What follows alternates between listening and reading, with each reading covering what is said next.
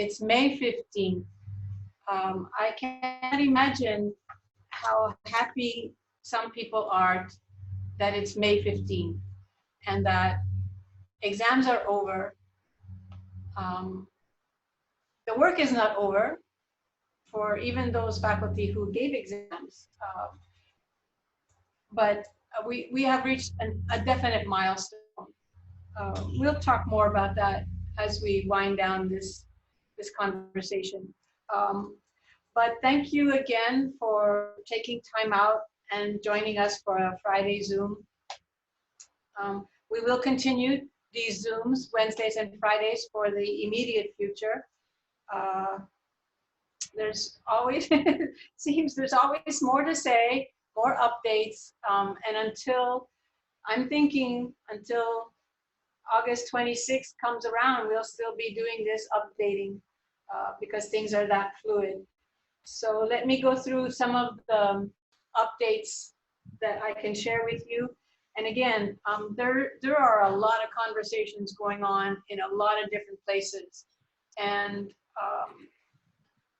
things are in flux in lots of different places. And until things are more certain, I don't always like to tell you about it, just because things change from one day to the next. So when things become a little bit clearer, then I feel that I can feel more comfortable letting you know the direction that things are going, rather than what I've started calling dancing on a moving rug, which is you don't know which way you're going to be going. So I prefer not to have too much of that.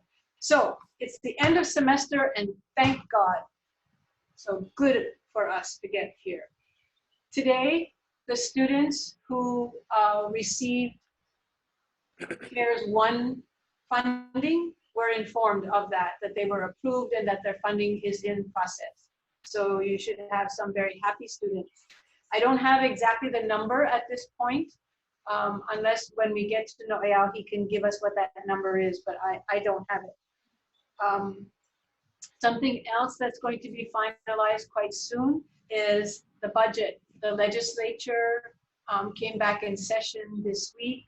We expect to know definitively early next week what the legislative appropriation is going to be to the university. We can expect reductions. We don't know how much, but you have seen the economic forecast, you've seen tourism down, you know there will be some reduction. We just don't know what it is. But once we have that number, we have lots of people already talking through what the scenarios might be.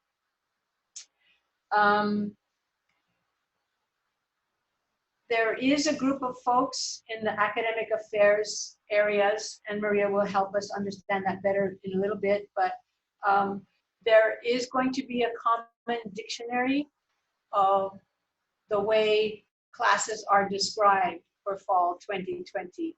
We want to make sure that across the 7 campuses, and possibly the 10 campuses, we are talking about the same kind of thing when we say a class is going to be offered in this modality or that modality, so that students can be assured if they're registering across the community college campuses that is called this on this campus is the same thing if it's called this on another campus. So there are folks working on those definitions. And the target date for having the fall schedule, everything set the way it's going to be, is June 30. I know that faculty are still thinking through their options right now, which way we're going to go on any kind of thing. So by June 30, everything has got to be solid, done, ready. Let's see. There is a need for folks in offices, especially shared spaces, to have their plan in place for what is it going to look like when folks come back to campus in those office spaces. Arts and Sciences office, Kekalike, any offices where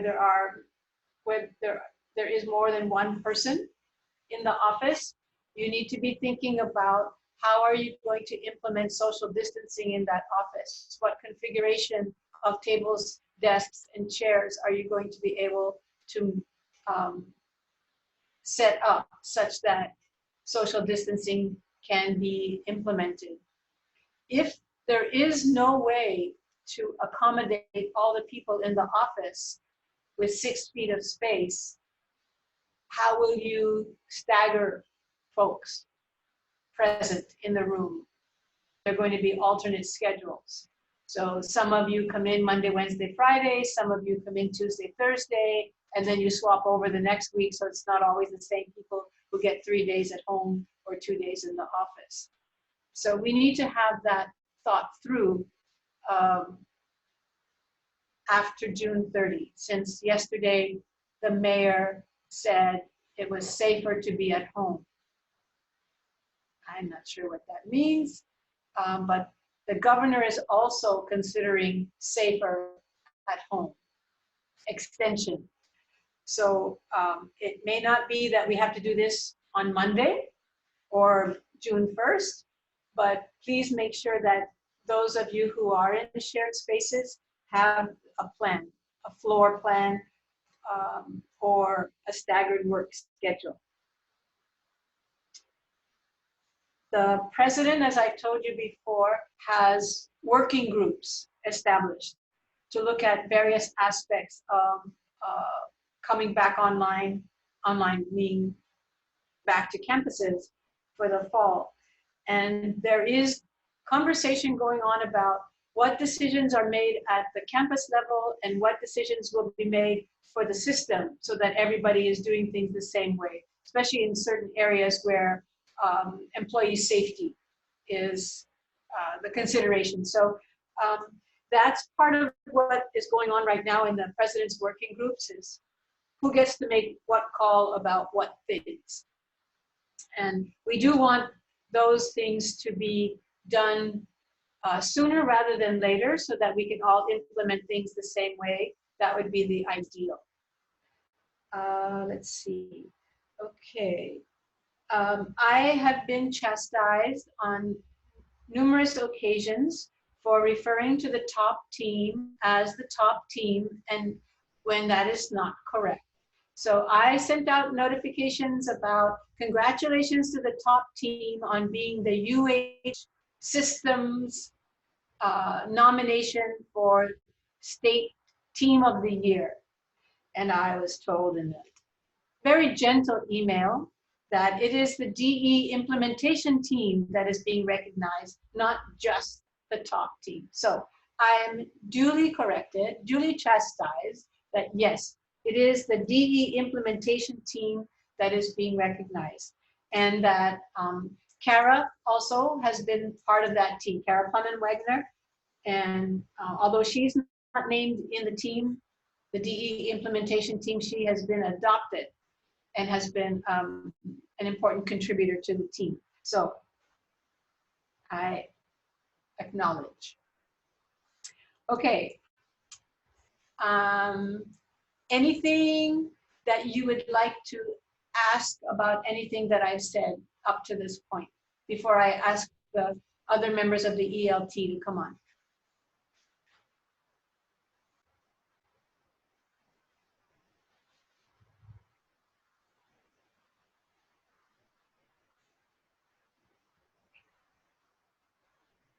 If you're speaking and you're not getting a feedback from me, it's because you're muted.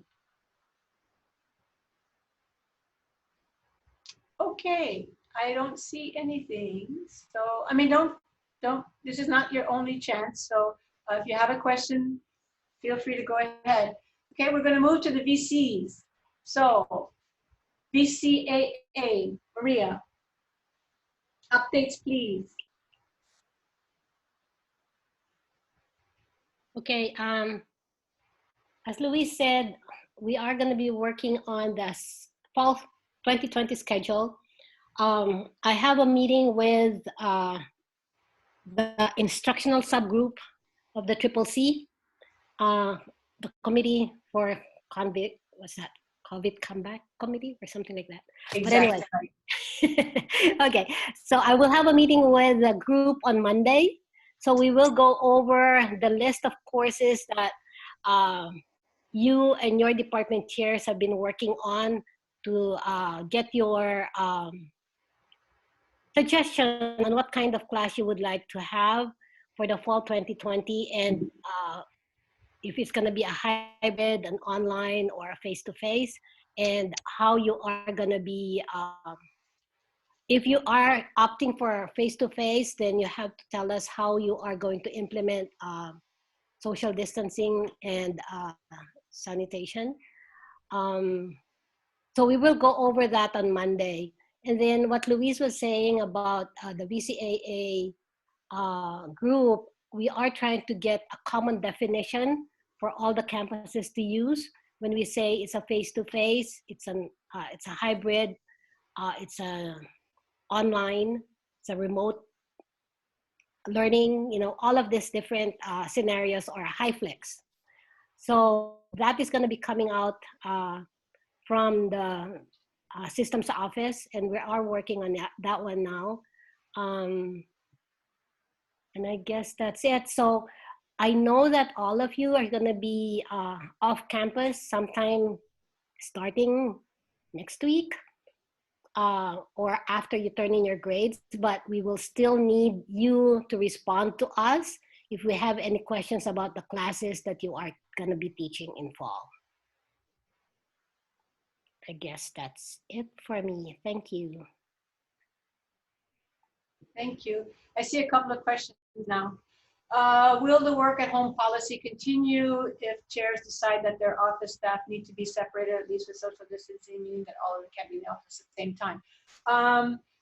That's the biggest question about that. The university does not have a work from home policy. So decisions will have to be made about what happens when we return to the campuses in the fall. I think, this is me, I don't speak for the president, but I believe it will likely need to be implemented in some measure for those situations where you cannot be separated by 6 feet in those office settings. So something is going to have to be accommodated for those situations. Faculty are responsible. Social distancing and sanitation procedures. Tony is asking. Faculty need to determine how they will maintain social distancing in their classes if they choose to deliver instruction on ground, face-to-face. Yes. Sanitation procedures are being considered right now, and this is really the key question. What will be the guidance on how many times surfaces need to be cleaned? And custodial staff, no one has custodial staff to go in and clean every surface in every classroom between every class session. So yes, that will be a very serious consideration. It is quite likely that we will make cleaning products available in classrooms so that incoming students can clean off the spaces and exiting students can clean off the spaces when they leave. And that is the most likely scenario at this point. We don't have folks to come in and spray down everything between classes. That's just not possible. Okay, I asked the question whether I sent the stuff out to the CCCs. Okay, so I think I forgot to do that. I know it was sent to AGOs, but I don't think it was sent to the rest of the CAC. No, Calvin is asking, no college guidelines for F2F classes. Calvin, can you come on and tell me what your question means?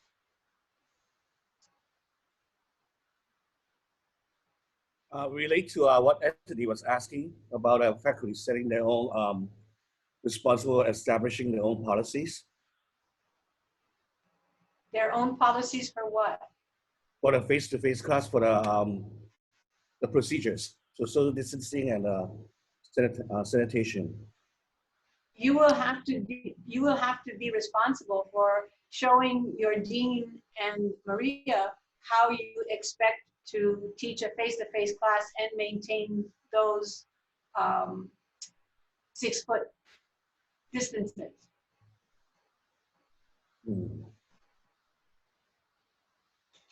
So questions about legal liability, oh, hold on, I'm jumping. Have to follow, yeah, Sheila says we're going to do like what they do in Japanese elementary schools. Everybody got to clean. I remember waxing my desk at the end of the year, but that's a different thing. Classroom spaces used by multiple classes and instructors. Do all the instructors sharing classroom need to agree on sanitation procedures? No, it will not be up to an individual how to sanitize the classroom. That will need to be coming down from guidelines established at the system level, I believe, so that we are all doing the same thing in our classrooms. So it will not be up to the instructor to decide how to sanitize. It will be guidelines that come to us from those folks that will be responsible. Vice President Jan Govea is the convener of the working group that is looking at facilities, and they will be the ones to determine what are the protocols. Will faculty be provided masks, gloves, and disinfectants for F2F classes? Not sure about masks, Hal. There are some conversations going on about masks are not really the best way to teach a class, because if your face is covered like this with a mask, it's really hard for the students to understand. So there may be other ways to ensure that kind of protection. There will be disinfectants, I believe, for the classes. Gloves, I'm not so sure. That I don't know. Let's see, training on how to clean. There will be definite guidelines. I don't know if there'll be a training video to watch.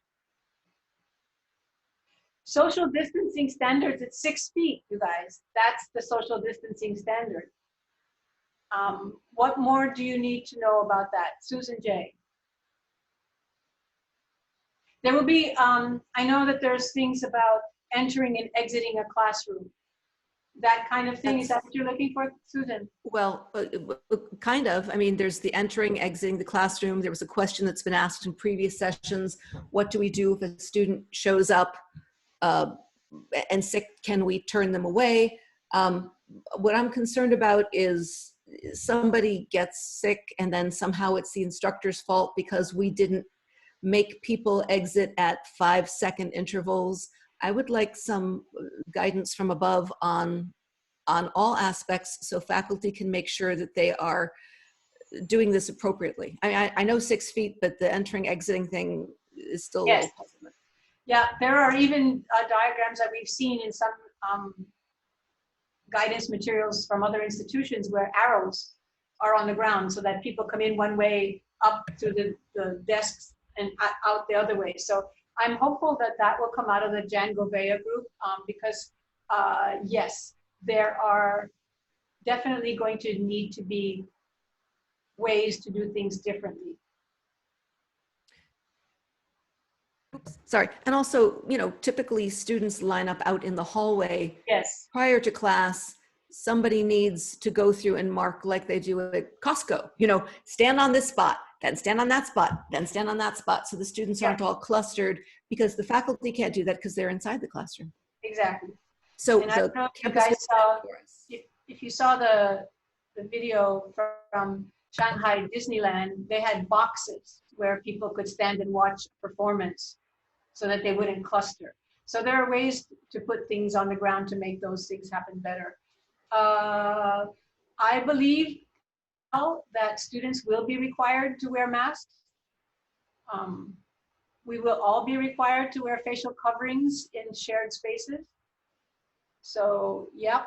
And I believe, as Brian said the last time, that the bookstore will be selling Kapiolani logoed masks. Yeah, that's why for lecturing, it's not going to be possible for the faculty to be wearing masks, but there are conversations about faculty wearing shields. Clear plastic shields. And there has been a suggestion that we recycle all of our overhead acetate transparencies. So you all know your department offices have boxes and boxes of those overhead transparencies that could be very easily repurposed. It could be something we do over the summer. Instead of a quilting bee, we'll just have a transparency. Faculty and students will have to purchase their own masks. Faculty and students have to purchase their own masks to go outside right now. So yeah, that's what I would say. You need it for your own, it's like your clothing. You don't go out of the house and we don't provide you with a t-shirt, except for those people for whom we do provide uniforms. So the custodians, the security guards, we have to buy uniforms for, and that will be part of the uniform. But for the rest of us, it's part of everyday dress right now, you guys.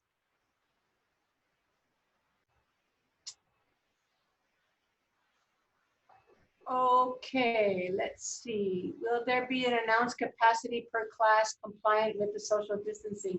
I believe the inventory of floor space has been done for all the classrooms and possibly the offices as well. And I'm sorry, Brian can't be on this call. He had to go off campus for school business.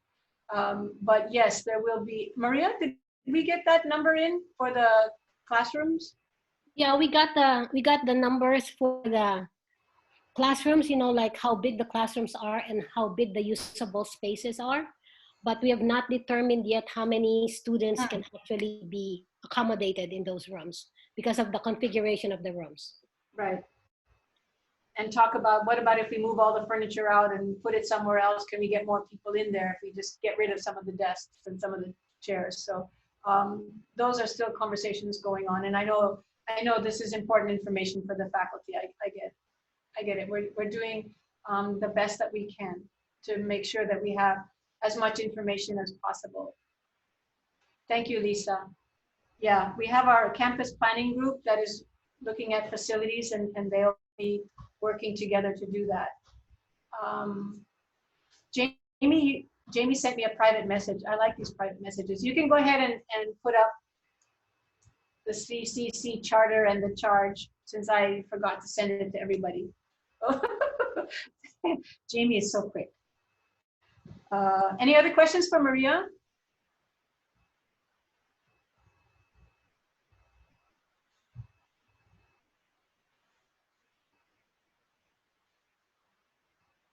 Yeah. The minimum standards for remote classes, Maria, has that document come out yet? And the professional development available for summer? Not yet. I think the IDs were working on it, and I do not know when they are going to be able to finalize it. We're hoping it can be finalized. They would be able to present it today, but I'm not sure. Okay. And the contract renewal, tenure promotion, extension, still not yet? Still not yet, yeah. Okay. All right. Noel? I'll keep mine short so we can just get to this campus toast and actually celebrate getting through this crazy spring semester. An update to what Louise was saying, the CARES money has been awarded to students. I think for our campus, a little under 400 was awarded these money. Just know that this is part of that initial $1 million allocation that was awarded to the campus, and we still have to make a decision on how to award the rest of those monies. So I'll keep you guys informed starting next week about that. Similar to what Maria is sharing, the CCC for the student services, we are going to start meeting next week. And I'm going to send you guys all the people on the committee, I'll send you that information next week, because I don't think we should add anything more for this week, and let's just save it for next week. Nothing's going to change between Friday and Monday. We're going to be looking at the same types of things. They're going to be looking at the classrooms, what is considered tier 1, what needs to be face-to-face, what other services can be offered either remotely or online. So I'm going to pull the committee together next week. Thank you to the AGOs who have sent me all the names of the representatives. And then we can talk more about it next week. But that's all I have to share for now. Thanks. Thanks, Noel. So you folks can see the CCCC charter and the charge memo. And if you have questions or concerns that are relevant to one of the 4 subgroups, please do share with the lead person for those subgroups so that they might consider it. Thank you very much. Any discussion of electronic tenure promotion document submission in light of COVID-19? Lots of discussion. Consultation with UPA is in the offing about making that electronic submission option available to anybody who wants it this coming year. But you didn't hear that from me, and there still is a conversation that needs to be had with the union about offering that option. So it looks like, shh, don't say anything.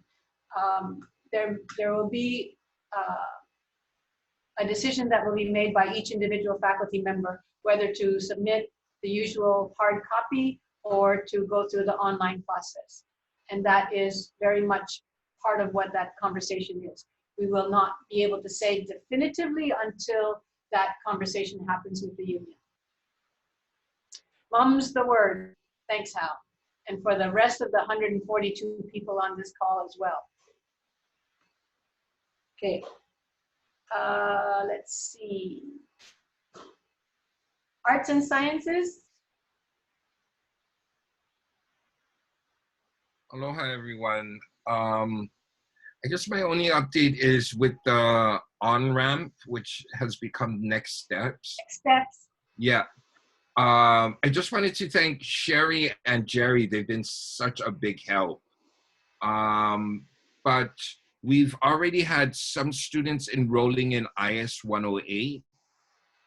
So this weekend, I'm trying to get a list of our feeder high schools, and I'm going to just, if anybody wants to join, I'm going to just start sending emails or texts if I have their numbers to kind of present the kind of programs we have and enrolling in the our IS courses, or we have host courses.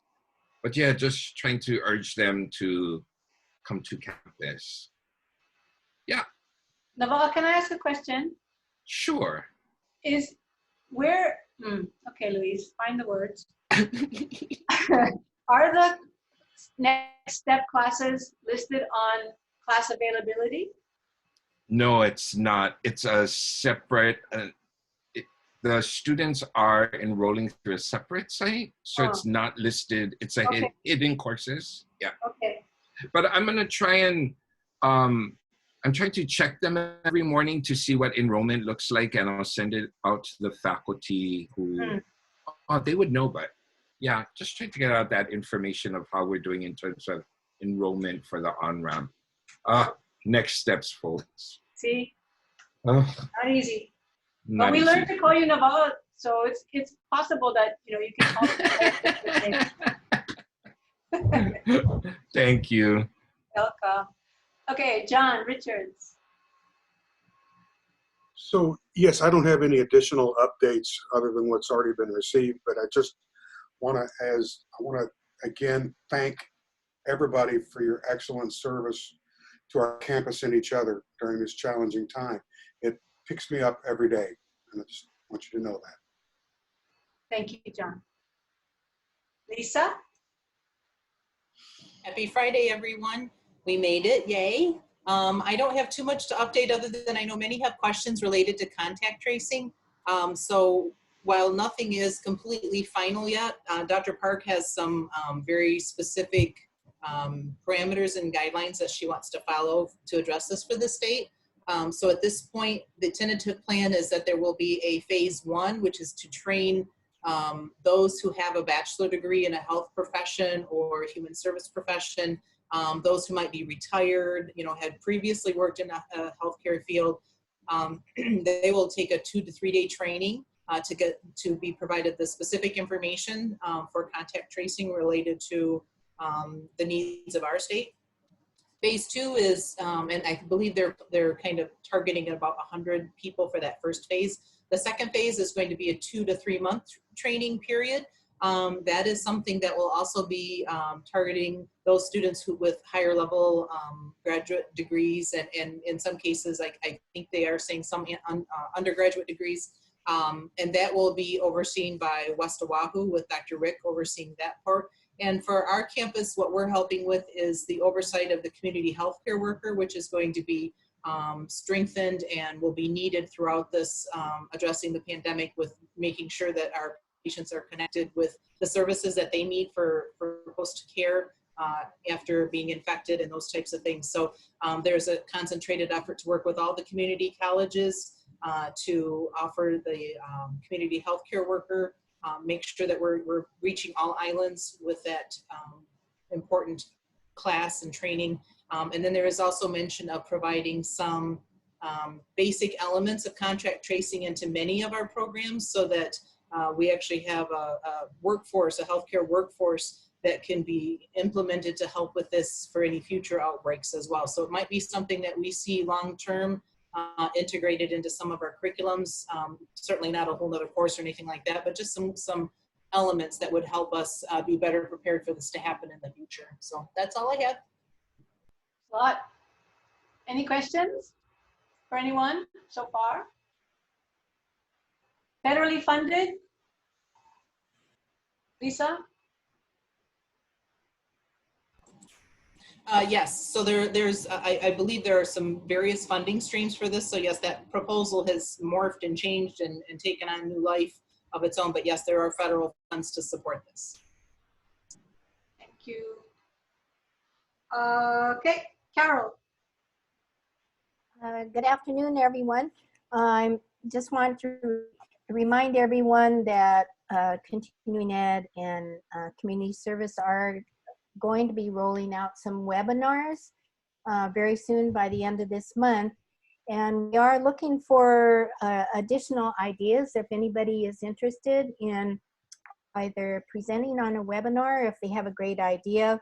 We're trying to do this as a community service to help people who have, been having some difficulties finding resources or just surviving through COVID-19. And we're also using them as a lead into some of the things we're offering here at the college, both through credit as well as continuing ed, just to keep people coming to our campus. And then I'm happy to report that I was going through some of our course information forms, and our international revenue, Louise, is looking so much better than that was first reported, because it looks like there's some corrections that had to be done on here. Finally, I did want to say that Joanne Nakano's last day as our operations manager is today. And so we'll be looking to, unfortunately, we're going to have some of that work, including the work that our unit does, as well as international is going to have to go to some of the other OSET operations. But Joanne will metamorphosize and come back to us as the part-time first to work coordinator, and she will start that on Monday. Okay, that's it. Thanks, Carol. Thank you. Questions for Carol?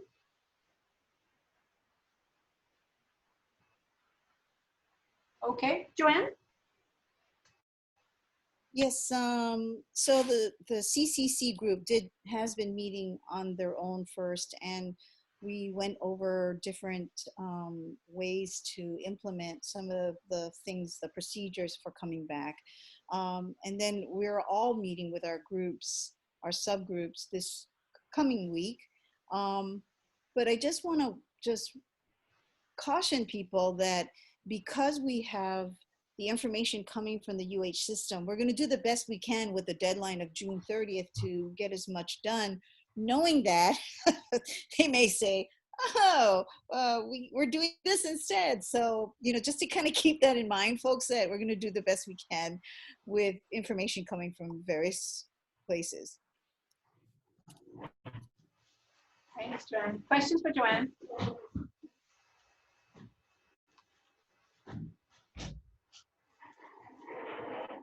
Okay, I'll let you know that I've gotten questions from our readers at home. So they sent me some questions ahead of time. So I'll go through them a little bit. See, they're kind of long, so I'll succinct them. just created a verb. Are we going to take this opportunity to think about the future structure of the institution? Regardless of the system, KCC should chart a shared future. What I heard in a webinar that stuck with me is that this situation is presenting us a license to change.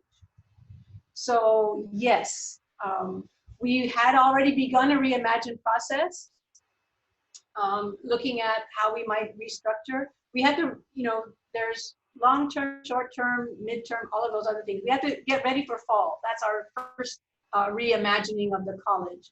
But more globally, there are actually, that I am aware of, there are at least two faculty members on this campus who are thinking about how to just blow up the college and do things way different. So if you're kind of interested, if you're that kind of person that wants to see substantive change, really reimagine this college to be something like totally out of the box. That's something that we can think through once we get fall going. I'm open, truly. I can look back at some of the convocation messages that I've shared with you guys and talked about wanting to make this the first choice for students, not just because of the excellent programs, not just because of the quality faculty and staff that we have, but because of what happens to them when they are here.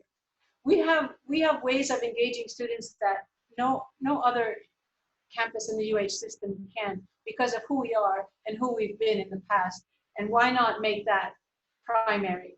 But there are very serious conversations going on now about what is the economy of this state going to be like?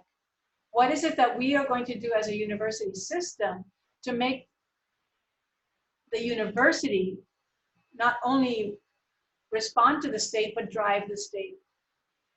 There are some very, very big questions that we can be asking of the university and of ourselves as we look ahead.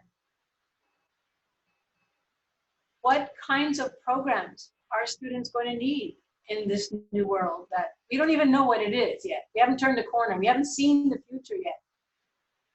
But what is it that they're going to need?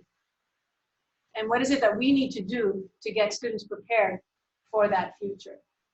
Very big questions. And we will be facing those very big questions. So it's not a trivial, yeah, we're going to change. It's really going to be very seriously, how are we going to change who we are and how we do things and what we do? That's one. Let's see. There's a question about drops in enrollment and all of the consequences of that. Dale says, okay, somebody take notes on who wants to blow up the campus. Not literally, of course, but really rethink. So I hope let's go green. There are all kinds of things. Social activism, the 17 UN goals for development, equity, gender equity, all kinds of equity. There are ways that we can refashion the why that we do things, not just the what, but the why. Look at our mission statement and really rethink what we can do. What do we provide to the state? What is the state going to need? Clearly healthcare, clearly sustainability, clearly agriculture and food security. Those are very big things. What do we do as an institution to contribute to those things? I'm looking at Denise. Fix our compost machine. Big things, little things. But enrollment, yeah. Enrollment is an issue, very big issue. I looked today and we are at 27% less students, fewer students than where we were this time last year in preparation. Big impact. What does that mean for our offerings? If we have built a schedule based on what we had in enrollment last year, we're going to be off the mark by a lot. What does that mean? It means We will be monitoring very carefully what those sections are. It means there will be adjustments, no doubt. And where are those adjustments going to be made? They are going to be made in lecturer taught sections. And that is the challenge for us, always. Lecturer are semester to semester hires. We could not operate this college without lecturers, but when we look at enrollments, that's where those adjustments will need to be made.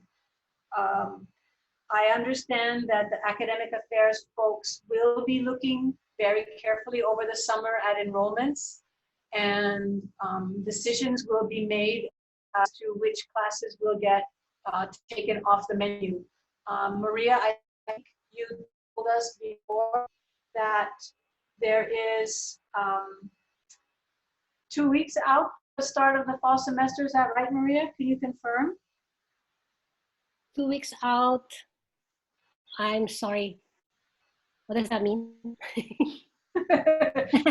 going to be canceling classes 2 weeks. Oh yeah. 2 weeks before the start of the semester, we're gonna cancel classes. Yeah. There's going to there's a question here about distance education and what commitment are we making to distance education. And we have an award-winning top program and an award-winning the implementation team that has done a really good job of making quality professional development available to the faculty. The schedule for the fall semester will include face-to-face components for classes. As Maria talked about, there are tier 1 classes that must have face-to-face components at least, or total, and how we accommodate those. The rest of the classes, as I've said many times, I hope will have online components and face-to-face as needed.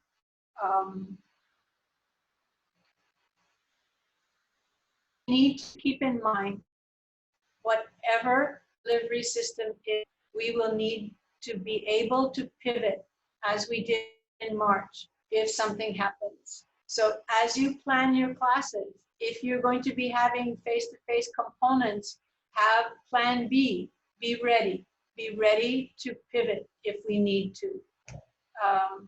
We have some time over the summer. There will be professional development opportunities available to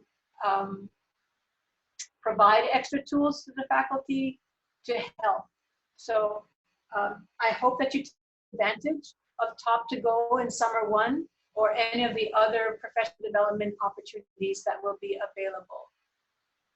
Let's see. Am I missing some things? Refill the soda machines. Okay.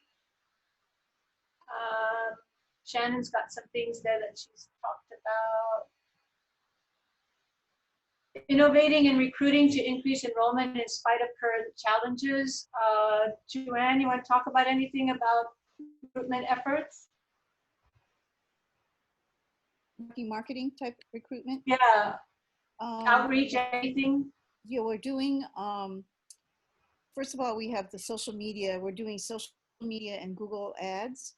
We're sending a postcard to all the students that Baba Shea has identified through the first year experience. And we're also, Jamie Sickle, love her, is creating a 30-second video that's going to be strategically placed before and after the virtual high school graduation ceremonies. That's going to be on KHON2, and there are 4 high schools. It'll be Farrington, Moanalua, Kalani, and Kaiser. And there's other stuff, but we're there's something from Candy who says, should we put classes online for fall? This is me, my preference would be to put classes online that can. by faculty who would volunteer to do that. I think face-to-face classes will, of course, will be able to do that, but understand that if you as a faculty member choose to do a face-to-face class, you will need to make sure that you can do so with all the right protocols. We'll more, let's see, it's not that we don't want to go online, but we're trying to provide class availability. Yes, international students. So we will not do what many institutions are already doing, which is 100% online. We will not do that. I think all of the CSUs have done that, and my brother keeps sending me things about universities in Canada that are going online. 100%. We are not going to do that. We will have online, and we will have face-to-face as best as we can. You understand that face-to-face is not going to be what you saw as face-to-face in fall of 2019. You will not have a teacher in front of 35 students in a room. That's just not going to happen. So we will have to make accommodations, and that's why faculty have been talking with their department chairs about how can they do that? How can they provide face-to-face instruction given the constraints that we are operating with? Okay. Will more infrastructure people be hired? Many lecturers will not have class sections. Does budget reallocation work that way? If you are paying attention, the president has a hiring freeze, so we will not be hiring lots of people. Lecturers are exempt from that freeze. Of course, we will need to hire lecturers as we need them. But we will not be seeing any massive hiring of any other kind of people. Certain casual hires that are required for instructional support will be able to be hired, but other than that, it's slim pickings, folks. And if you were a supporter of House Bill, whatever it was, 2200, that included sweeping all vacant positions. So the vacancies aren't going to be there.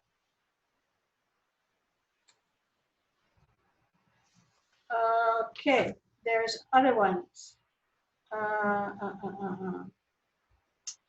There's a question about budget.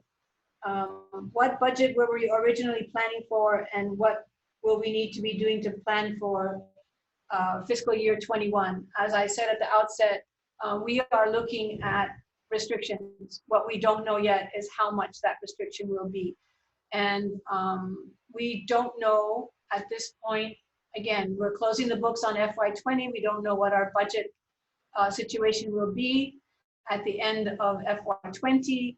That's going to be known a little bit later, but we have been planning scenarios. The vice chancellors for admin services have been discussing this. What might it look like if we did this or that? So yeah, there are plans, conversations. There are those things going on. We will have a better opportunity in a few weeks to know specifically what that might look like for us. We have been asking for feedback through AGOs, I believe, trying to think of all the groups we've got going.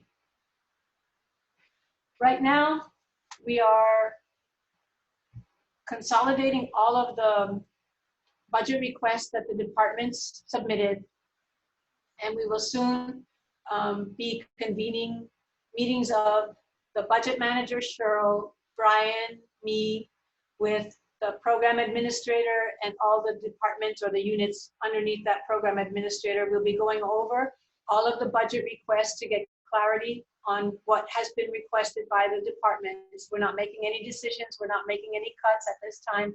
We are just looking to make sure we understand the priorities of the unit, the priority of the program administrator, and any anomalies that we might see. And once we have those conversations, which we expect to take place between now and mid-June, we'll bring all of that information back, meet together as an ELT, talk about priorities. We'll know better then what the topography looks like, what the external environment looks like. And we'll have a conversation with the ELT, talk about some strategies, talk about some places where we might make the adjustments, bring that information back to the program administrators and the department chairs, and talk through what the implications are for each of those units, looking probably end of June, beginning July for that conversation, and everything to be finalized for August 1. That's our plan right now. Questions? Oops, I keep touching my keyboard, sorry.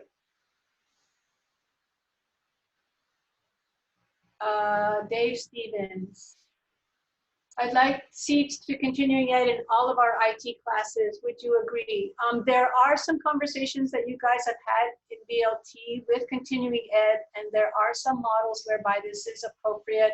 I have some concerns with the revenue part of it.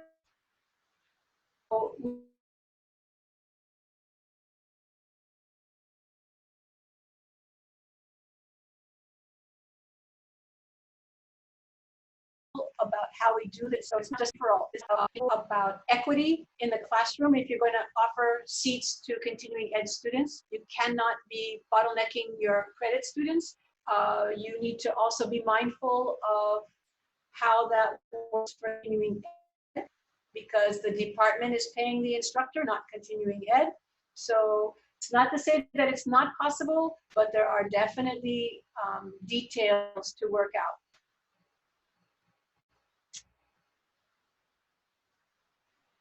Any other questions?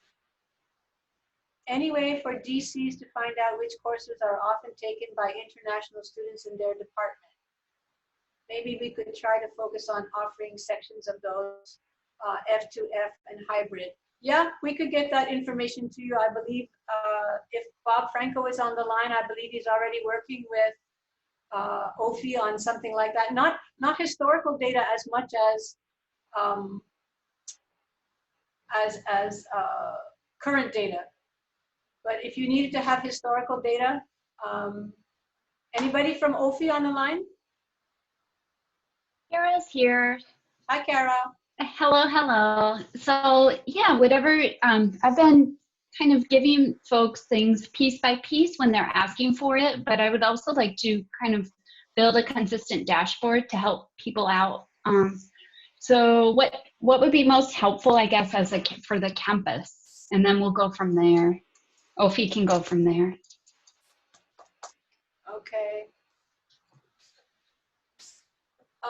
Might be useful, but again, we don't know that historical patterns for international students are going to play out this fall because of the challenges that international students are having.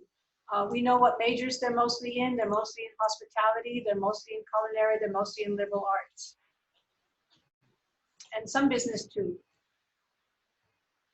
There's a conversation going on in the chat box about what's the best timing for cancellation of classes.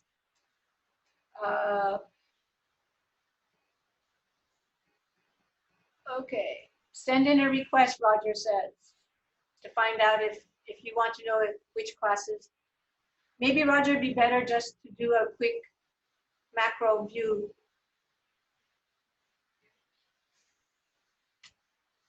Other thoughts, other questions? Hi, Louise. This is Carl. Hi, Carl. I just wanted to follow up on Tony Silva's question about minimum standards. I believe there may have been some previous discussions or talk about minimum standards for the fall semester if faculty are going to be teaching online. That is not the case. What we will be coming up with are training opportunities, including Top to Go, but we'll include other training opportunities offered at the system level as well. So that should be coming out early next week. Okay, but I do think that that document or drafts that I've seen does include something about faculty, the expectations. It's not like a minimum standard, it's expectations of faculty who teach remote. Is that right?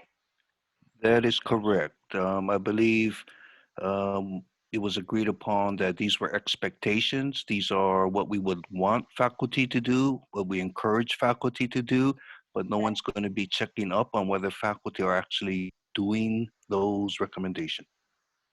Right, right. Okay. Would be good to know how many international students want to continue, but may not be able to. Yeah, we don't know exactly. This is Guy Kellogg's question about continuing students and whether or not they're going to be able to come. You can go online at the IRAPO website, IRAPO, and you can get reports, daily updates on how many international students are registered, there's all kind of information. It's open to the public. So you can just Google University of Hawaii IRAPO, and that's tons of reports, some of them in real time on a daily basis, not minute by minute, sorry. It's macro level, it won't give you down to the course, so that's why OFI will be helpful to us. Other questions?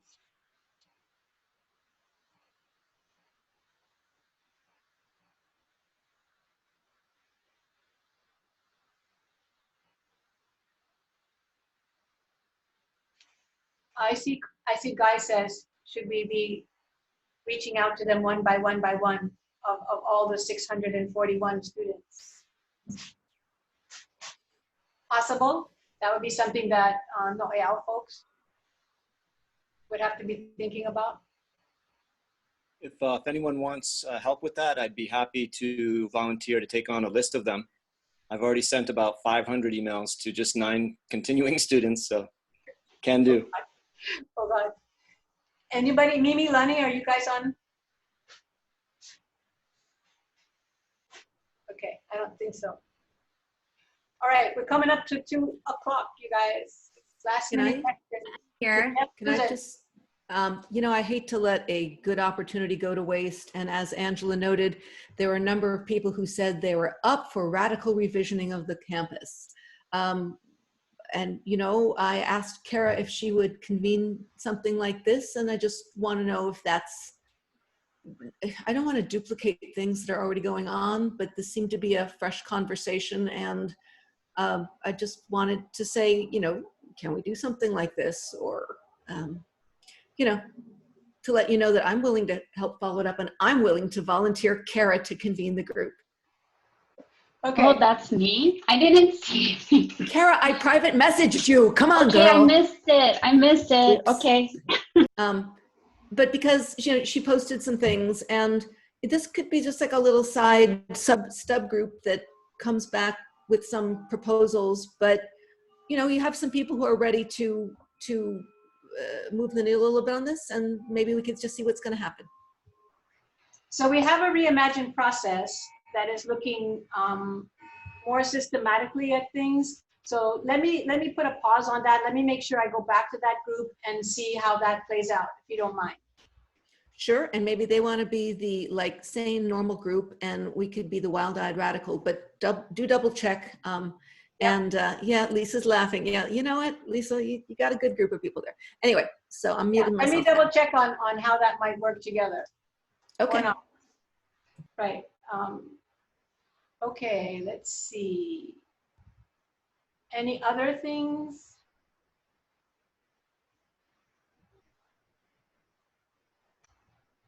Okay. Before we close out this day, this day's Zoom and this semester's Zoom, I do want to remind the 9-month faculty, your contract ends, but the work of the college does not. So in particular, as we move forward in the next 2-3 months, I don't know, please make sure that you continue to check your email on a regular basis. We will need to make sure you're included in conversations. It's the timing. We didn't choose it. The contract ends, but we will need to keep you informed, keep you included, and make sure that you have communication channels to get your concerns, your suggestions, your smart thinking through to us. None of us has been here before. None of us has the answer. None of us has the future ahead, all worked out. So we will absolutely need all of you and to help us out. So do keep track of things.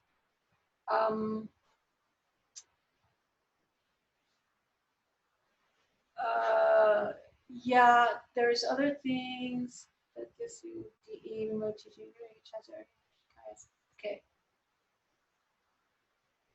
Expectations of faculty can be correct. Thank you. Let's not take too much longer. So if you're at home with an adult beverage, I'd like to offer a toast to all of you who help this college get through this semester. My heartiest congratulations to all of you for all of the hard work that you've done, for getting us to the finish line for May 15. The work doesn't end, but we need you, and we need to be together to get through all of this. I thank you for all that you've done. So here's to fall 2020 and all of the good things that we'll do. To all of you, congratulations. Yay! Feel free to unmute yourself. Yay! Woohoo! Yay. Hollow. Grades are in. Woohoo! Cheers. Cheers. I don't want to. Cheers. Cheers to all of you. Have a great weekend. See you Wednesday. Bye. Bye. Bye. Bye. Bye. Be safe out there, everyone. Bye. Bye. Shoots. That was Alfie. Bye. How did you know?